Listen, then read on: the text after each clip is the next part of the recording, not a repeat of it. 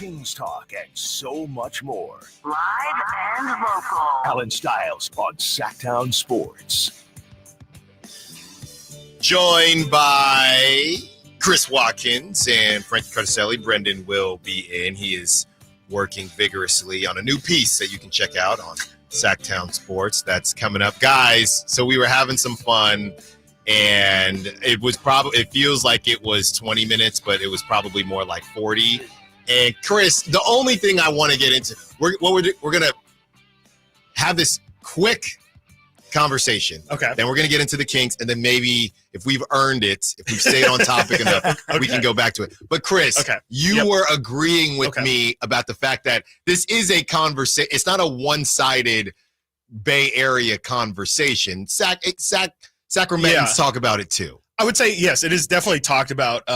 Yeah, for sure. Like, especially growing up, like, it's just something that you hear all the time. It's like, is Sacramento the Bay? And I mean, I guess the consistency is obviously, people from Sacramento. And from my understanding, both sides of the fence are both saying no. Yes. So I don't know really where any of this, not saying your conversation, I'm just saying the conversation. I don't know. Yeah, like, I don't. E40? Well, yeah, and that's the funniest part too, is like everyone who would have the street cred, like the literal street cred of like being able to say, definitively what is what territory. All of them say it's copacetic too. Yes. So it's all good, man. It's just, or it just like doesn't matter. It's not even that. It's honestly just that it really is. And that's what I've been saying. It just gets people upset.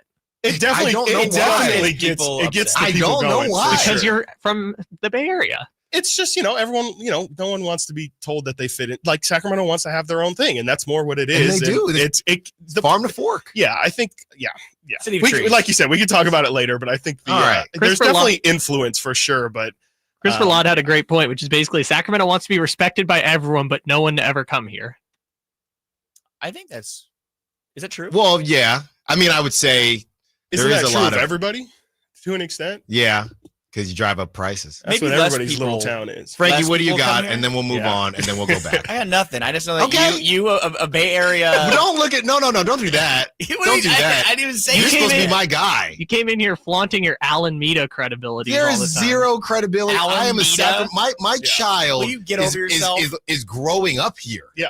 My child has De'Aaron Fox jerseys that she can't wear anymore. It's very true. Okay, that ain't Sacramento. Here's a question. That ain't Sacramento. I don't know what else. Should have gone Keegan Murray jersey. It wasn't on sale. That was my next question. Is like I have family also that are like, what jersey should we get? I don't think they should get any jersey from anyone. No, get a retro one. Get a Weber, get a J. Will, get a Peja. I agree. Nemanja Bobby, if you can find one. Personalize it if you're into that kind of thing. Yeah, for sure. Okay.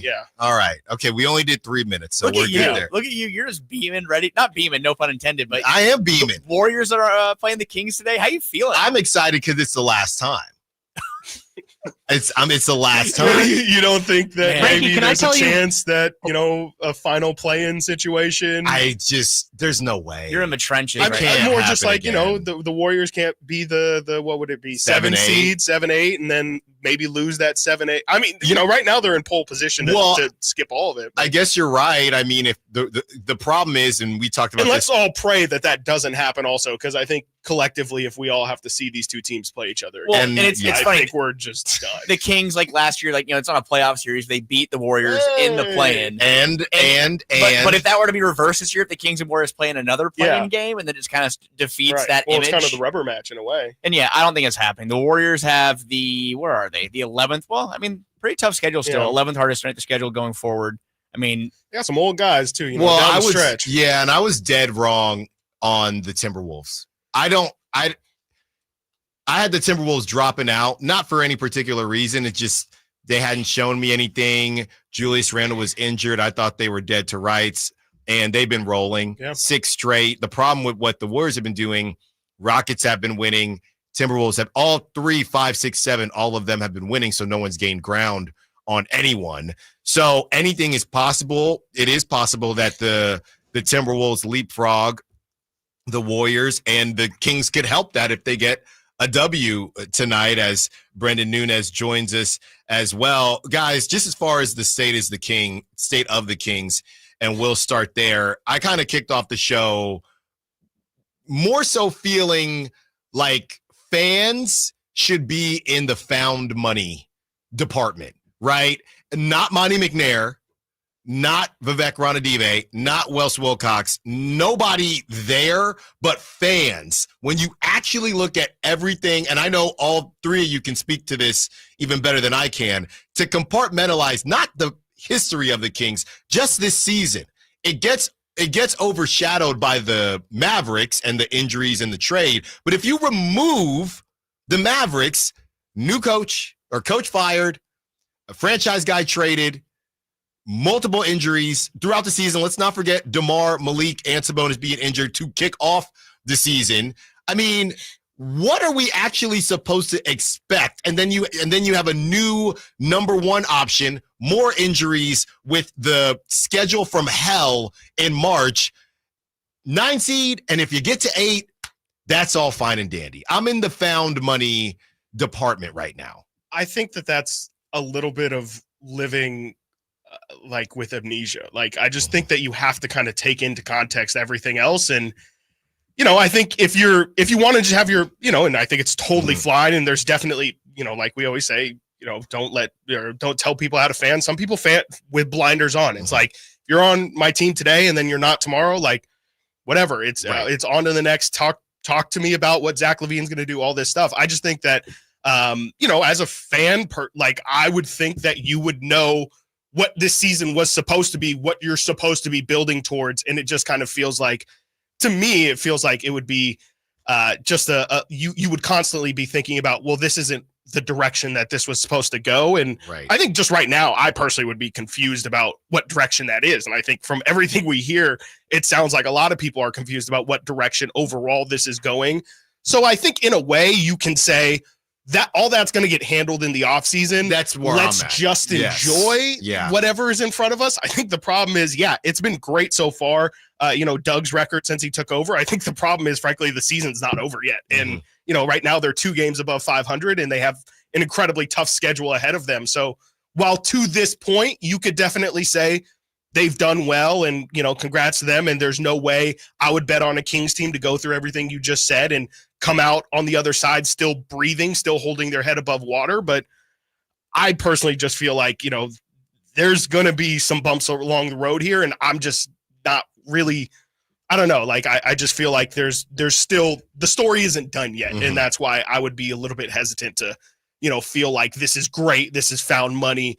Why aren't we enjoying this? We shouldn't enjoy it yet. Well, I'm not saying don't enjoy it yet, but I just think that, there's going to be some bumps along the way that might make the joy not so joyful. Well, if it was 2023 and this was what was going on right now, the Kings were still going through the drought, I'd say, this has actually been a pretty good year so far. Like, they have a winning record and the year's almost over and, they still have some talent and like, maybe we'll see what happens after that. But I mean, we're 2 years past that. We're a playoff, series loss and a play-in loss down, removed from what this team's, what we were wanting to see this team grow. Like, where do they go? And I think like the jury's still out. This could either be a disappointing end of the year or a really great story for a Kings team that could overcome a tough schedule and somehow find a way to scratch and claw its way to a first-round series. I was just talking with some guys in the hallway about how, it isn't crazy to think the Kings could get that 8 seed if they are in a play-in game with Dallas and they can take care of business at home and they go and try to beat Minnesota again. They've played well against them the past couple of years. They get the grand prize of facing OKC in a playoff series. But I mean, I think that we talked about it last week. What would make this year a success? And I feel like nothing short of a first round appearance, in my opinion, makes it a success. And it is nice to see winning basketball. I think for the 3rd straight year. I mean, we'll see how this final schedule shakes out, but the Kings should be or at near or over the 500 mark for the 3rd straight year, and that's something that I think we were just hoping to see a couple of years ago. So tonight, the kind of game, and the next couple of nights actually, tonight and tomorrow night, the kind of games that you look forward to, big games with stakes on the line, and the Kings want to put themselves back in that mix for the 6th seed, and you want to put the Suns pretty much away right now. They're spiraling. Can you do it? And this team right now, it looks like Domas probably will be back either tonight or tomorrow. They have a chance to kind of have this narrative, which has been pretty negative for the past couple of weeks, get positive again.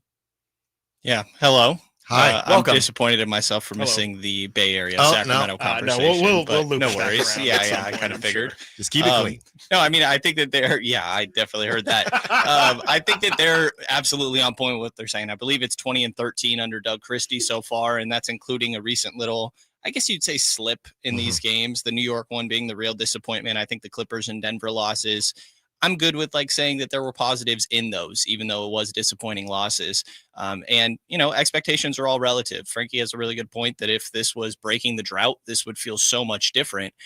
But same way, if you want to reflect back on to where they were at the start of this year, or if you're somebody that just lives in, hey, this is the reality of this team currently. And so these are the expectations. And I think based on those, I'd probably say it was a lot easier to say they were overperforming after these last couple losses, but I think that they are playing well with this current group, and that should give fans some level of confidence going into these play-in matchups where they're extremely volatile. Anything can absolutely happen in single elimination basketball, but hey, the Bulls are in there every single year, and so Zach LaVine and DeMar DeRozan have a lot of experience. Very comfortable. Yeah. Very comfortable. DeMar's daughter got to be there to do the screaming and whatnot. She hasn't made an appearance yet. You know what's funny is, as much as I don't like the Kings, I've been very I've been very open. I don't like the Kings offense. It's not for me, but if you win games, you win games. That is the type of offense that could definitely be perfect for a play-in situation where it's DeMar get hot and take us to the promised land, right? Over a 82-game stretch, it's not sustainable, but a 1-2 game play-in, hey, we had a crazy stretch where Zach went crazy and DeMar went crazy. I think to your point, Chris, in the larger conversation that I don't know that I even want to rack my brain thinking about is we're exactly where we were, or we're in a different version of where we were a couple years ago with the Beam team, and Boogie Cousins a couple weeks ago said it felt like the Kings didn't know what to do once they made the playoffs, and it was very apparent that they didn't really know what to do, and they end up firing Mike Brown. They just didn't know what the growth line was supposed to look like, and that's what I think about as well, not necessarily in the short term, and why I've kind of just thrown the future out the window, because if they make the playoffs, we don't even know how that changes how the team is viewed. And yesterday, Kyle said how the Kings operate this offseason, it really shouldn't make a difference whether they make the playoffs or not, but I think it very much does, and I still don't even know what that means, because I feel DeMar DeRozan, does he look at this differently if the team makes the playoffs? Is he willing to go to a different team if they miss the playoffs, if they make the playoffs? So it feels like we're right back in that spot where the carrot is at the top and they're reaching for the carrot. If they get to the playoffs this season, we still have no clue what that means for the offseason, because this is a weird interim team where they're not really building towards anything. It's just, we want playoff revenue. That's kind of what it is. We're keeping it 1,000. I'd say the other thing that really matters is if you go there and you just totally get smacked around in the That's playoffs, it doesn't even matter that you went there. Probably, I think you'd have to be competitive, like 6 whatever games. That means. Yeah, even if it was 5 competitive games. Give me a gentleman's. That's to me at least. But yeah, I mean, that was what I was going to say. Is just there's not a difference of not making the playoffs and then getting swept. Like, you have to think about the emotions of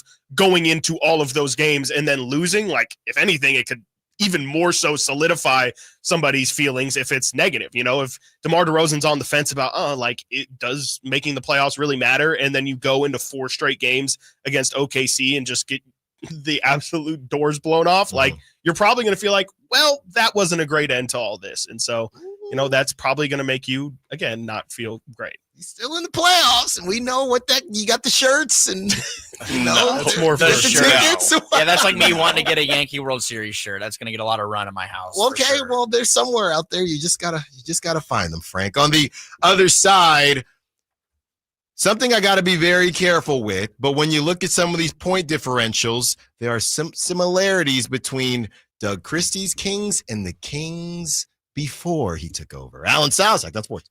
Joined by Brendan Nunez, getting his water on, a little H2O. Yeah. Can't be missing the water out here. Sure. Yeah, that's right. Got to stay hydrated. How important. I went for coffee, but they were out of coffee, and I didn't realize they I'd were already off. put the cream and sugar. It's and 12, then tried to Brendan. pump it. I mean, it's coffee pretty 12:15. late. Whatever. Well, that's why it's gone. Frankie Cardicelli in the building, Chris Watkins in the building, breaking down all things Sacramento Kings and Sacramento. But that is for a couple minutes from now. Guys, Kyle pulled these numbers, and I thought they were a bit illuminating, and they kind of worried me because different cast, but kind of the same things that we've seen. So point differential by quarter in the interim Beam team era, the last 12 games since acquiring Zach LaVine, Jonas Valanciunas, and Jake LaRavia. If you're just now joining us, those guys both questionable in talking about Jake LaRavia and Domantas Sabonis. So still trying to see who the Kings will have tonight. Hopefully we'll have that update for you. First quarter, Kings plus 11. Second quarter, Kings plus 31. Third quarter, Kings plus 8. And even in the fourth quarter, Kings plus 10. Kyle went back and looked up the point differential at the time of their first substitution, plus 26. I know there's someone out there that wants to do the net rating conversation, and Keon Ellis should be in that conversation. Even though the starting lineups have been constantly changing with Monk and Sabonis injuries, on the whole, they've been much better than people are giving them credit for as far as their opponents that they've been playing against and obviously how these games have ended. My worry, as much as this is a positive stat, my worry is, number one, their opponents have not been great, and I've been kind of beating the drum on this. And number two, doesn't this kind of feel like a Mike Brown stat where everything is positive, but you haven't won the games? I think I'm a little confused on to what the stat is. So that's essentially they're winning these plus. quarters. Yes, that's a total plus. They're winning not these like quarters. An average point differential of every quarter. Doug, this is since the trade deadline. Okay. No, this is not. This is since the last 12 games, which is when they've had LaVine, Valanciunas, and LaRavia. Yeah, gotcha. I mean, they can't control who the quality of their opponents are. They're winning these games. Mm-hmm. I mean, the stat also doesn't matter about opponent because it's saying first quarter, second quarter, third. They're playing that quarter against every opponent. No, that's what I'm saying. I guess like when you have blowout wins, that's what I'm saying. Like you did against Charlotte, Yes. Utah, Dallas. Yes. Fewer of those numbers. Yes. Is this taking into account the Knicks game? It must. My goodness. Right. Which I guess they did okay in that second quarter. Right, because how much of this is high of highs, Charlotte, Right. low of lows, Warriors that first go round, right? And obviously the Knicks as well. It just my bigger point is that the Kings, you look at them on paper and they're not playing poorly, but when you watch them, it's still not coming together. And that feels very Mike Brown-esque to me.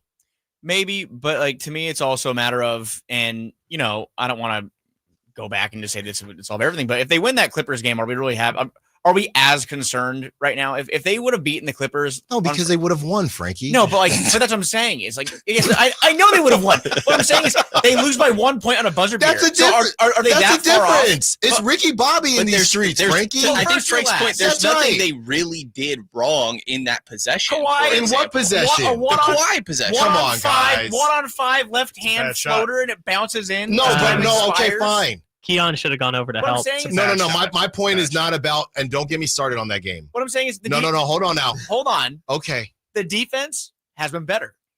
Can we agree the defense has been Yes, better yes. over the past 10 or Minus so the games? Knicks game. Yeah. Minus the Knicks game. Yeah, 133. Yeah, against, Minus the Knicks game. yeah, against guys that are on their first The contract. offense, kind of wonky at times, kind of top heavy. It's a lot of DeRozan, a lot of LaVine. Mhm. No Sabonis for a stretch. No Mhm. LaRavia. Yeah. They're trying to find their way here.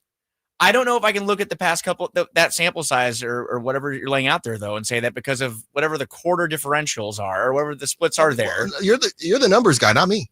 You're the numbers guy. I'd actually argue, I think they're playing well right now. I think that they've been relative to, Sure. what we've seen for this team and whatever your expectations are may change that definition, I guess. But for a team that I think is just solidly a play-in team, Mhm. I think that they have been playing well. Frankie pointed to the defense. I think that that's been one of the bigger improvements. Have to see it keep up for sure. And if Sabonis comes back, like how that all factors in here. But, figuring out some things, sure. And they have their flaws, obviously, as a team, again, that is in the play-in picture. but I think that they've been playing all right. They've been competitive. Yeah. I think that's what They've had with the glaring exception of one game. They've been very competitive in all of these games. Yes. And you had a chance to beat the Nuggets. That's something. And you beat the Rockets. Yeah. Had a chance. You were right there with the Clippers, took it to overtime. Mm-hmm.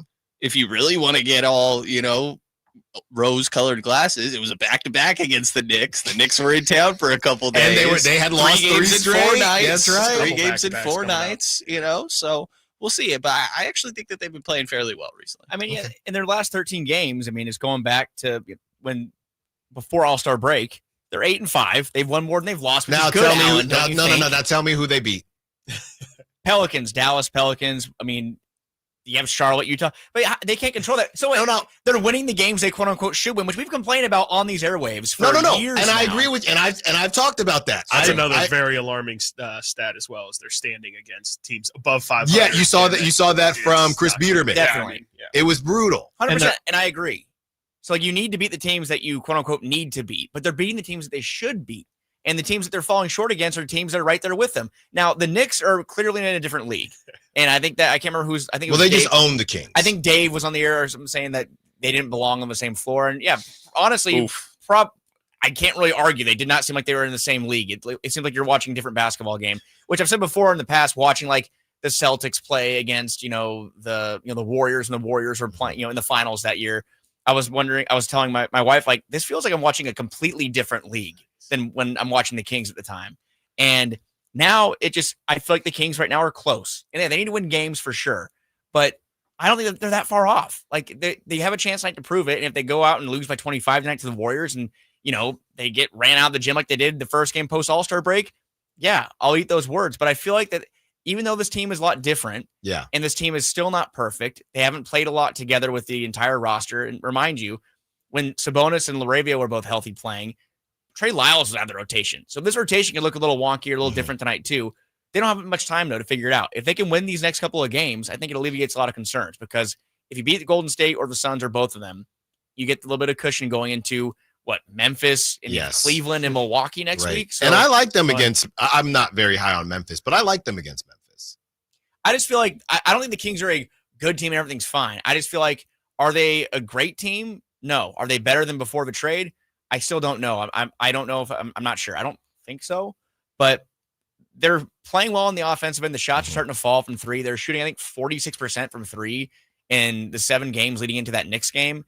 And, they had a bad night, and we'll see if that was a bad night or a sign of things to come. But if Zach LaVine continues to be the shooter he's been, if Jake LaRavia can be a positive off the bench, and if you can go ahead and bump Valanciunas back into a reserve role, which makes him more valuable, and have Sabonis not playing like he did before the break, a lot of ifs. Okay. But you have Sabonis also, who has played very well against Golden State this year. So this isn't 2023, Alan. Kevon Looney, I don't expect him to put him in the torture chamber. Well, no, hey, I don't think that's going to happen either, but you got bigger problems. His name is Quentin Post. On the other side, we discuss whether or not the guys would make any tweaks to the lineup or the rotation, or do they rock and roll with what the Kings have been doing. Now in South, Sactown Sports. Just get in the dance. Just get in the dance. That's all the Kings want to do, is just get in the dance. Just like March Madness is upon us right now, guys. The Kings just got to get in the dance. That's what we were talking about during the break, whether or not the Kings can get in the dance. Guys, I said this a bit earlier as it pertains to the starting lineup. And I don't know if any of you are in the camp, are part of the net ratings camp, who you post the net ratings about the Kings and Keon Ellis needs to start. I don't know if any of you bang your drum on that, but I haven't really been there, just because, to a larger conversation that we've been having, I don't think it matters, and I don't want to piss Malik off. That's the last thing I want to do. But if we were to have that conversation, it feels like today is the last day to do it. Hey, Keon Ellis, or hey, Malik, Keon's going to shadow Steph. It's like, I don't want to have this conversation. Why is today the last day to but do if it? we were going to I'm about to tell you. What if they make? Okay, go ahead. I'm about to tell you. Okay, go ahead. As far as making the move, hey, Keon, with it making sense, without it making Malik feel any type of way, hey, Malik, Keon's going to basically shadow Steph's minutes. That's what we're going to do tonight. So you're going to come off the bench. The Kings have a competitive game. They win whatever it is. And then they say, we're going to continue to do it. If you don't do it tonight, I just don't think there is a good enough reason to not start Malik Monk based on the ceiling of this team, whatever it is. That's where I just really like the conversation of going to Malik and saying, no. Keon's not starting. He's shadowing. He's not starting.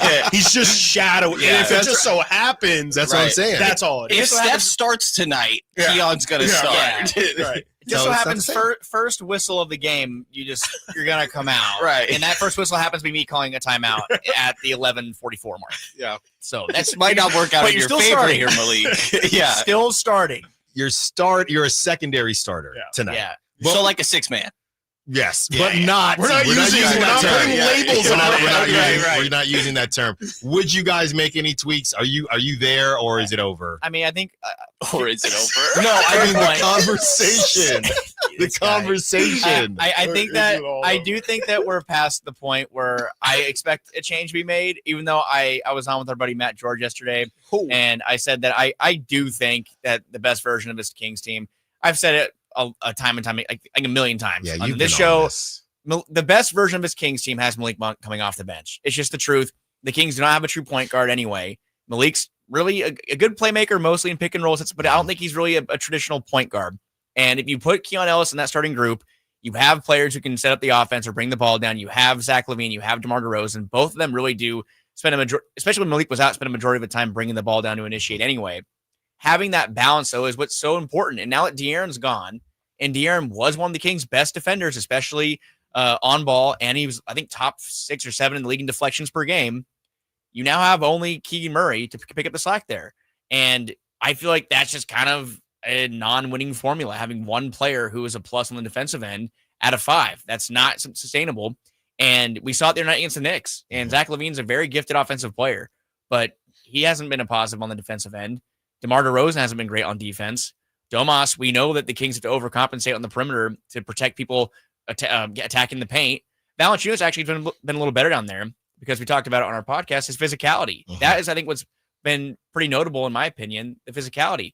But you need more defense. And it's not, coincidence that the Kings, from a net rating standpoint, like you said, or just in general, are better when he's on the floor. He's holding, he's doing a better job of defending that point of attack on the opposition every night. And I think the Kings right now probably should do it, but they won't because, like you said, you don't want to piss off Malik Monk, and that was a point of contention with him for the past couple of years. And I just do feel like if you were to wave a magic wand and you have Keon start tonight and Malik go back to being a 6-man the rest of the way, I do feel like it would benefit the Kings more than not. But what do I know? Can I ask one question too? Is I feel like before when Malik was coming off the bench, it was more of like Malik starting could unlock something.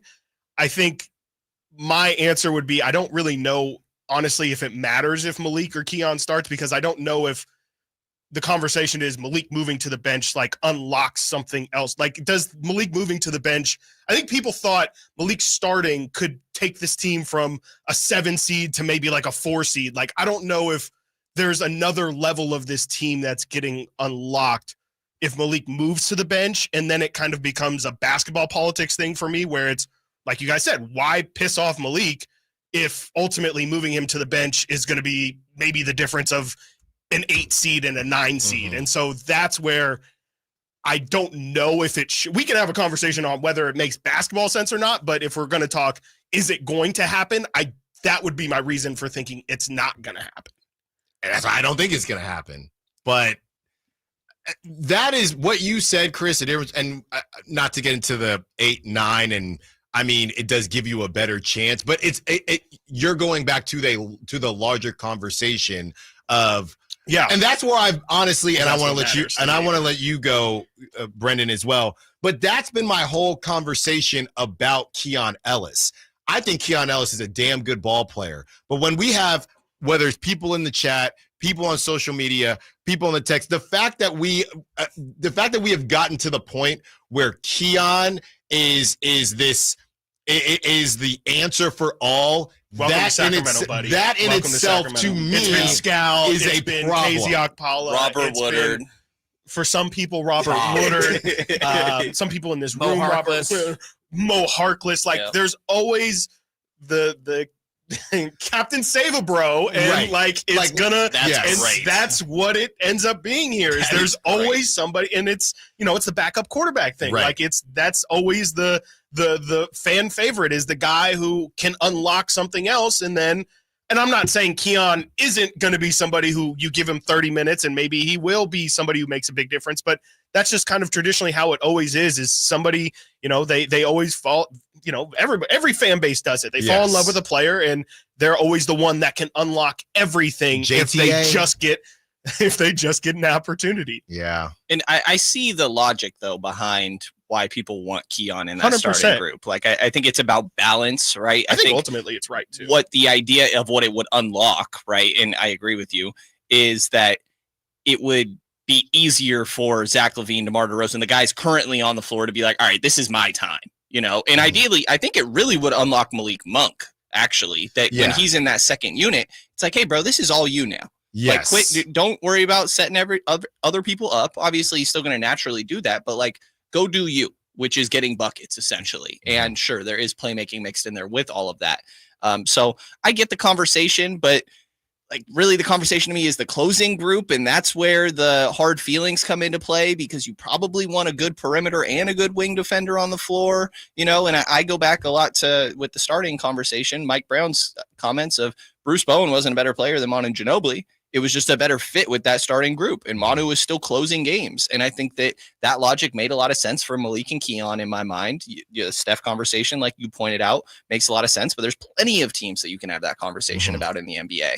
And it was a lot easier to justify that, I think, when you had De'Aaron's perimeter defense out there. So it's a weird situation for them to be in. I don't expect any change to sort of happen. I think Malik did want that starting spot, even though he, was professional coming off the bench throughout that whole time. It's hard to take that back a little bit sometimes. A little update on the injury front for tonight. Oh, no. Jake LaRavia is available.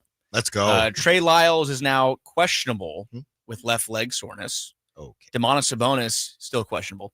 But we talked about it a second ago. Trey Lyles, remember when Domas was playing and healthy, Trey Lyles wasn't playing. He wasn't in that rotation. So we'll see if that matters. Maybe it's a matter of, Domas and Jake are back and they're saying, Trey, you're being bothered by something. Maybe take a day anyway. But something to keep an eye on as we get closer to tip off tonight.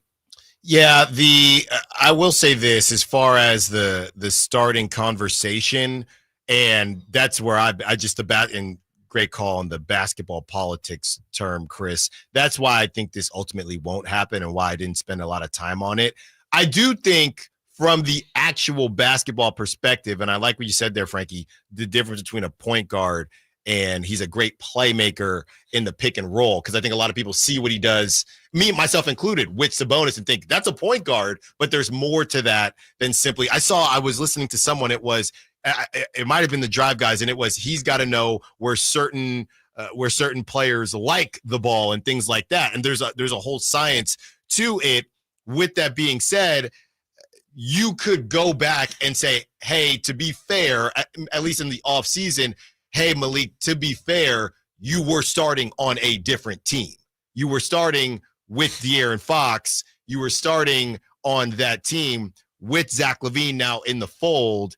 It looks a bit different. Now, if I'm Malik, would that make me feel any better? Maybe, maybe not. And we have to see what happens with DeMar DeRozan. But the argument is the lineup is different. We're not rescinding you back to the bench with the same lineup. The lineup is different, and we're looking at the best version of this team. I don't think there's just not enough time, but tonight to me would be the day, if at all. And with that being said, if it doesn't happen tonight, that is on our ban list along with our callers that say potty words. On the other side, we will discuss the upcoming schedule for the guys and give another hack at the upcoming record the Kings will have. Out in South, Sactown Sports. Stojakovic's son is 6'7"? Something like that. Yeah. I think so. Oh, well, I'll get a too full. tall, unfortunately. Let me get a full read here. Too tall to be a king. Yep. Did you watch him in high school, Chris? A little bit. Well, he played against your alma mater, didn't he? Yeah, he did. Andre Shout out Stojakovic. Jesuit, by the way. I mean, I can't believe I'm saying that. But shout out Jesuit. They, I believe they're going to the state, if I'm not mistaken. Yes, Yeah, they are. time, It's this weekend at Golden One. If you are a fan of prep hoops. I don't know Gilbert if you guys. Arenas, his son will be out there. Okay, well, he's got the son. I saw his Gill. his daughter. Wait, his daughter's nasty. Wait, but Gilbert Arenas obviously hates Sacramento, so he'll be here. He'll definitely be here. He Sure got he's to not show up. gonna- will he wear the booties on his feet so he doesn't touch Sacramento? Yeah, right. The ground of Sacramento. I hope he Scrubbed up. loves his children more than he hates I'm Sacramento. just saying, Andrei Stojakovic is 6'7". too tall, What do unfortunately. you mean too tall? That's a future For the king. Kings, Yeah. You know he's going to be a king. You know that. That's Kevin Herter height. he'll have to lie. You know in the 40s. I'm next 6'2". year, I identify as 6'2". 43rd pick in 2026. Mm-hmm. Sacramento Kings select Andrei Stojakovic. Yeah. Did you guys hear about and we're about to get into the upcoming records, give the guys a chance to predict what's going to happen. Did you guys hear about the LeBron James conspiracy theory that he always takes breaks right before the playoffs and he's waiting because Bryce will be playing this weekend. So LeBron will come back after state championships are over. Oh, so will Bryce be in Sac then? Sierra Canyon. Oh, Yes. Okay. That's Get right. your They're tickets taking now. on Jeez. Lincoln of Stockton. Really? That's right. Wow. shout out, Is Bryce James good? he is supposed to be really good. I don't think he's as highly recruited as Bronny. I know he's committed to Arizona, U of Yes. A. U of A is pretty decent. I mean, we'll see. I mean, as with everything, we'll see. Okay. I've heard that. 4-star recruit. Yeah, I've heard that that he's just taller than Bronny, but Bronny was more skilled. That's what I Bronny heard. was But quick, man. these Yeah, guys are say continuing to evolve. They're growing as they go. So I don't know. I don't know. Interesting. I'm wondering who the best former. Well, I guess it's Jabari Smith Jr. Probably the best son of a former king. Probably Jabari Smith Jr. Son of a former king. Yeah, undoubtedly, almost. I would think. Andrei Stojakovic, the Florida Andre's Commanders. close. That's yeah. right. And it will be as long as you identify as 6'4". Brendan, before we move on to the upcoming records, we wanted to let you in here because you're from San Jose, Santa Clara area. Represent. Yeah, I know heard you were spending an listening hour on the way in. Yeah. Yeah, right. It was only 20 minutes. Don't let the boss hear that. Only like 3 seconds. What did you 48. what did you think about the Sacramento thing? I'm not saying anything because I get cussed out whenever I do. Well, I got myself in trouble when I first moved here too, so I would just Okay. advise you to avoid the conversation. Is really where we're at. Alan does. I think I've Chris told him is multiple times to avoid Yeah. conversations, and he just plows through that yellow Yeah. light. Yep. I think thanks Chris for- had a yeah. great point that both sides agree Mhm. that it is not the Bay Area. So what's Okay. the big fuss? Okay. You know? All right. So that's where I'm I at. just. Are there really people who truly believe it is though? Like they really think that There's it definitely is- some. It started Maybe- somewhere, maybe right? not Right. from here. Maybe like people that don't live in California. I'm assuming. I'm assuming what happened was I shouldn't say I want to hear it. So you were going to say Now nothing you have about to say this. this. No, I'm assuming there was probably a situation Uh-huh. where, like I keep saying, someone You love was that word. from out of town, right? Or somebody was visiting out of town from Sacramento Uh-huh. or maybe the Bay, and there were conversations had about where they were from, Uh-huh. and it was just easier to lump it all together. Which that is fine. Yeah. On that, And then I it just think- evolved. I think it's probably also a transplant thing where it's Yeah. the inverse, where it's you go to Kansas City Yeah. and somebody's like, oh, I'm from maybe, and this is probably more so prevalent like 20 years ago when Yeah. you can't just pull up a map on your phone, but it's like, oh, where are you from? Sacramento. Where's that? California. Right. Oh, like Los Angeles? No, Northern California.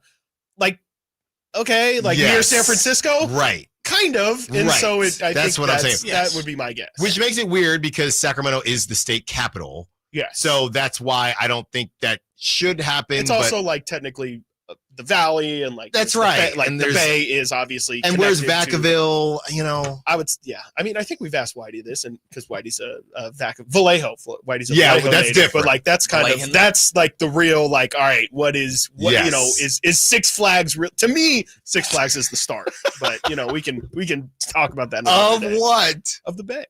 Okay, I think I like think that. I'm I good like with that that. call. Yeah, to I me, like like that. that's You where I just feel go up like on Medusa, you you go get up, blown you right literally into the go bay. right over the hill. You know, there's gateway. that little freeway Yeah. up and down, and then right as you go up, you Right. see You see water and you see, what a terrible landmark. Gateway to the Bay. Not great. No, it it's definitely awesome. doesn't represent Look, what Kyle, you're. you've never been a Fight represented it a little bit. You've never been a fright I guess fest. so. You've never been a fright fest. That's so I don't literally want to the hear it. only thing Fright I've done Fest there. is great. I've never. Yeah, you don't talk trash about Fright Fest. All right, guys. The next couple games coming up for the Kings. Oh, yeah. Obviously, this is a huge game tonight. They have their at Warriors, at Suns. They host the Grizzlies. They host the Cavs, and they host the Bulls. Fun. Let's just keep the Bucks, Celtics, Thunder out of it because Okay. How nobody convenient. knows. I'm going with the odd number on purpose so no one can say 2-2. Let's start with the one, the only, Mr. Boom, Frankie Cardicelli. What do you have the Kings doing the next 5 games? I think I'm pretty optimistic over the past couple of guesses. Definitely was wrong in the last one. I think we went 3 games last time, and I went 2-1. They went 1-2. Mhm. I'm gonna go 2-3. Mm. And that makes these next 2 games really just that much more important. And I know you have Chicago in there to kind of bail you out. Yeah. I mean, you think, right? You think Kevin Huerter revenge game on deck.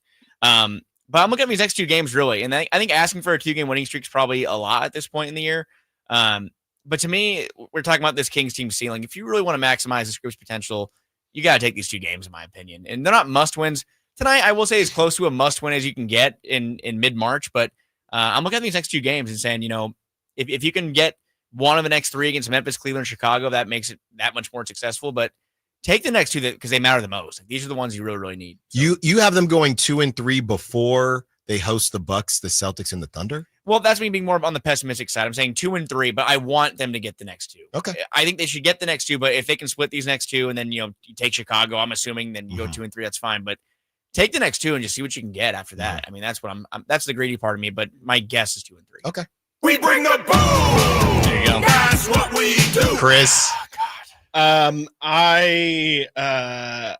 I don't think I've ever been labeled optimistic, but I will say that I do think that there's a decent chance they can go 3-2.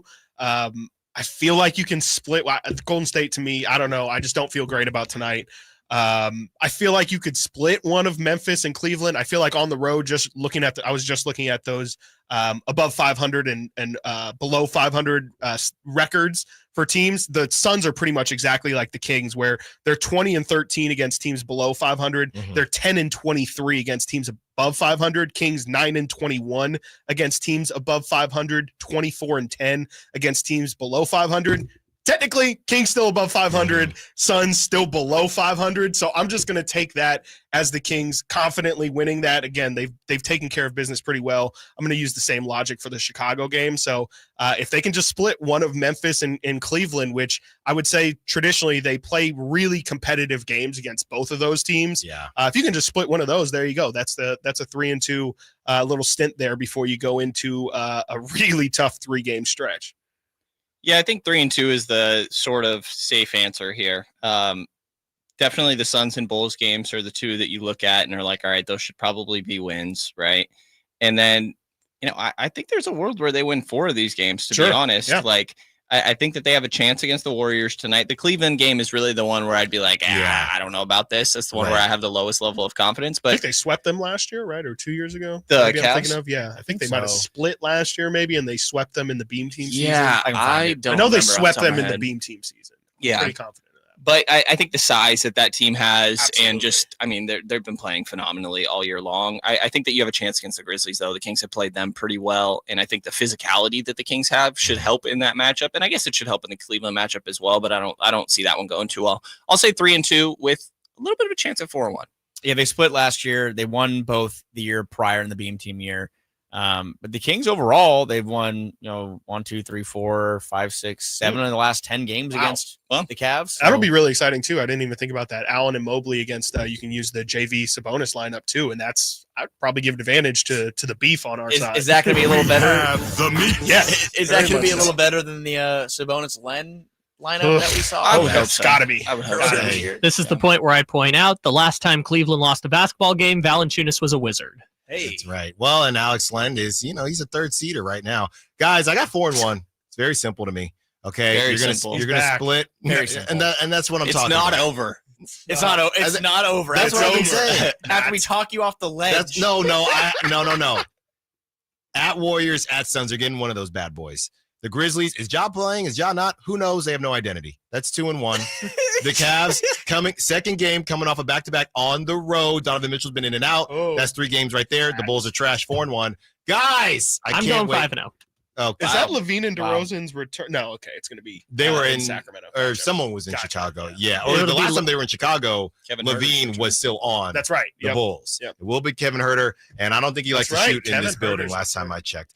Brendan Nunes, He'll be back. Chris Watkins, Frank Carticelli. Go follow them on social media and check out SactownSports.com. All their good work. Follow us on social media. Our station account, Sactown Sports 1140. Until next time, guys, thank you so much.